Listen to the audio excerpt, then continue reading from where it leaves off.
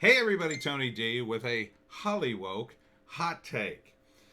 This is from Breitbart, and it's like everything in media that I liked and enjoyed is just been destroyed in some way or another by this polarization. And Robert De Niro, the guy was the actor's actor for many decades. And he didn't get involved in politics. No way. He they barely got a word out of the guy. And he's got TDS. I mean, pretty bad. And here he is. De Niro confounds me. People voted for Trump. I'm not like political, but I was so angry. Here on MSNBC, he was on The Beat. After playing a montage of De Niro's most famous mobster characters, Mel Barr, the host, said, "What do we take from all the tough guys you've played? And thinking about this is a country that celebrates toughness but sometimes gets carried away with mafia movies." Carried away how exactly? I don't know what you're talking about. De Niro said, "Of course, I'm an actor. I do the parts. I enjoy them. But I'd like to even think in all those parts there's a certain dignity somewhere buried in there that I don't think a person like Trump I know doesn't have." I don't know how you know that, dude. Come here, John. You're ruining the take already. Gave you a treat and everything. There's no center. How, what are you, a mind reader? You can't read his mind. You just don't like him. You have to have a center no matter who you are. It's just like somebody defying gravity. They'll never do. That's why we have rules and laws. We have judges. We have structure. If we don't have that, we have nothing. We have chaos. We have anarchy. He continued, "We need someone to lead us through in a kind of father figure way or mother figure way." Now, see, that contradicts what you just said. We have rules and laws. We have judges. We have structure. But you want a mommy or a daddy to lead you? That's different. That's a king. We are we are not a country of men. We are a country of laws. Okay? Now you guys can exploit it up to the max, and you clearly did. But there's a certain line you can't cross, and I think you clearly crossed that line. Not you, Robert De Niro, but the Democrats. And I think you just don't want to admit that. I think a lot of people above a certain age just can't get past the narrative. And the old narrative is Democrats fight for the working man and Republicans are a bunch of rich, greedy a-holes. And there was a lot of truth in that back in the day. Now, not so much. I mean, I don't know what these people have to see, but probably no amount of evidence will change them. No amount of evidence will say, "Here, dude, here's the stats. Look at Trump's gains and with all these groups. It's the color of the rainbow. Look at all the people in the LGBT community that support him. And there's a significant amount. Now, it's not more than Democrats. It's not. But I mean, he's got people in his cabinet. He's got that guy. I forget what post he has. I want to say like the DNI, who's gay and very much a log cabin Republican. He's got people of color all up and down his administration. So, the old metrics don't work on Trump because he's done that, and liberals who use that as a metric can't see past that now. They insist there must be a different metric. And that's what they struggle with. They automatically assume, oh, the metrics are the same, and then they see that they're not, and they have no answer because they've been running on that metric for so long. And it was true. You look at an administration prior to the 80s, I mean, it would be mostly rich white guys. Mostly. 99%. Maybe there'd be one woman in there. Maybe a couple of Latino and black figures, Maybe. Very few. And that was true. But it's not true anymore. And you have to get past that. Continuing. To bring us through and show us that they love us, care about us, and want our best. You know, again, this is about your feelings. You can't govern with your feelings. Okay? It sucks. It really does suck to be in charge. And you have to look at it the way an actor would on a movie. There is a director, and he is in charge. Like the president is in charge. He's not totally in charge, but he's in charge of the movie. And there may be some young actor who comes on the set and he has a bit part, and man, he just nails it. He just absolutely obliterates everybody in the scene. And it's an amazing scene. But then they get into editing, and that scene has to go. It just has to go. It's not relevant to move the plot forward. The movie's too long. Something has to go. They have to cut, and they have no choice but to cut out this amazing scene with this young actor who could really use the bump. He could really use it. And maybe from then on, that actor, that was it. This scene could have made his career, but instead he just goes off, does a few bit parts, and fades into obscurity. And that's sad. But that's a decision, right? A mommy or a daddy that cares for you would keep that guy in. A mommy or a daddy wouldn't let anybody die. But that's impossible, okay? If you want to fight a war, I don't want to fight a war, but if you have to fight a war, I should say, you know, people are going to die. Now, what are you going to say? No, we'll all stay home.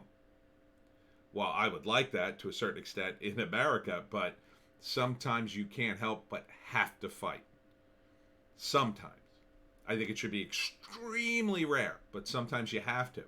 So, will mommy or daddy send their kid to die? No. But so that's not a metric for which we judge a commander-in-chief. You know, I didn't like the way he took out Soleimani. I think that was bad. However, if you're going to use power like that, if there was some mechanism behind that, and there was some approval, I'd be a little more open to it because it seemed to have been effective. But I'm sure a handful of innocent people were killed around him with that drone strike.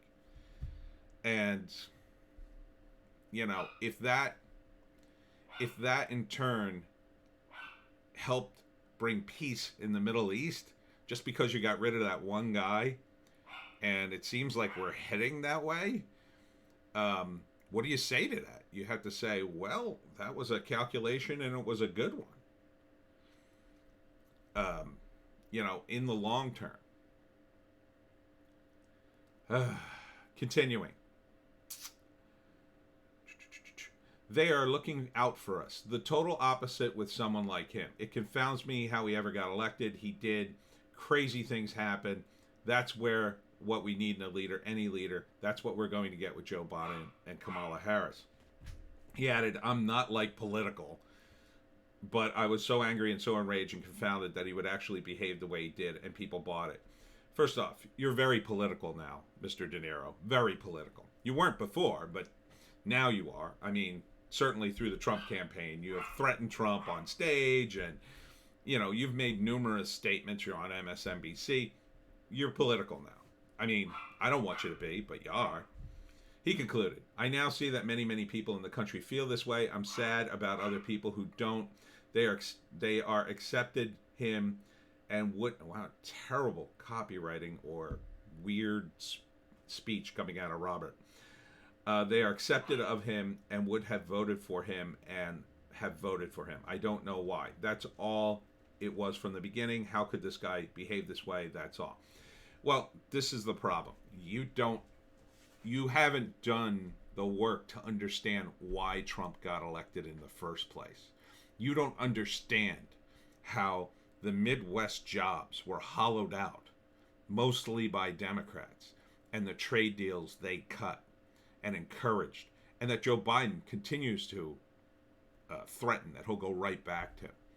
that enriched the big companies that Democrats are supposedly so anxious to regulate, and at the cost of jobs, to take jobs in this country that were decent paying and export them to a country like China where people are paid next to nothing and work in horrendous conditions, and they're so bad they have to put suicide nets outside the factory to keep the factory workers from killing themselves, that they live on the premises of the factory. And that's practically slaves. It's not totally, but practically. And you either know about that and don't care, or you have no concept of how this all worked. Now, I don't think Trump is an angel, and he certainly acts like an a-hole all the time, but the guy got us out of that. And he's willing to take the flack for that. He's willing to take the flack to get us out of the Middle East and get us out of all these wars. Because the people who hate him are the billionaires, are the people who are in the establishment, who are making money hand over fist doing these horrible things. Those are the people. They are not divided by party. They are only divided by one thing: money. Money. And you have to understand that. They have billions of dollars. And it's not enough for them to just put it in stocks and hope for the best or whatever. They rig the game in their favor. They know when these wars are happening and have their portfolios ready to benefit from them. They know when these trade deals go down, or they're ready for them. They want to go back to China. They want slave labor. And China is not a country to trust or work with anymore. We should not be doing that kind of deals with. We could trade with them, but to export our factories there is a different level. If we exported our factories there and the workers there were paid the same rate and got the same things, well, first off, they'd never do that, but that would be fine. If those workers could be treated nicely, we'd all be fine with that. But they're not. And your opposition to Trump, you're solely focused on Trump's personal behavior, which you may find abhorrent. But I mean, how many actors do you know who've done abhorrent things over the years? And they have fans and influence, and you still work with them, I'm sure. I'm sure you would. Because you would say, well, this guy's a good actor, or, well, it's really not my decision, or, well, I get it. I mean, Trump's the leader of the free world, but if you separate his personal behavior from this, if you stop watching this corporate news that is in the bag for the Democrats for these deals, then you will come to see that he's not nearly as bad. He is basically an 80s Democrat.